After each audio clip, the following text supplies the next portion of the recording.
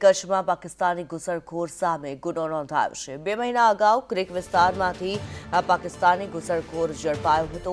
Narayan Sarovar police સ્ટેશનમાં ફરિયાદ નોંધાઈ છે। પાકિસ્તાની ઘૂસણખોર સામે ફોરેનર્સ એક્ટ હેઠળ ફરિયાદ નોંધાઈ છે, ત્યારે કચ્છમાં ક્રીક વિસ્તારમાંથી ઝડપાયેલા પાકિસ્તાની ઘૂસણખોર સામે ગુનો નોંધાયો છે। અલ્પેશ ગોસ્વામી વધુ વિગતો જણાવી રહ્યા છે। અલ્પેશ, જે પ્રમાણે પાકિસ્તાની ઘૂસણખોર ઝડપાયો હતો 2 મહિના પૂર્વે, ત્યારે હવે તેની સામે ફરિયાદ નોંધવામાં આવી છે, શું છે વધુ વિગત?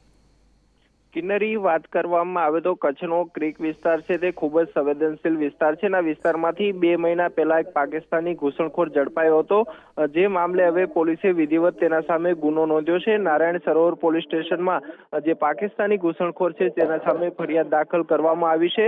પાસપોર્ટ અને વિઝા વગર ગેરકાયદેસર ભારતીય જળસીમામાં ઘૂસણખોરી કરવા બદલ તેના સામે ફોરેનર્સ એક્ટ મુજબની કલમ તળે ફરિયાદ નોંધવામાં આવી છે। કિન્નરી, જી ધન્યવાદ અલ્પેશ આ માહિતી માટે।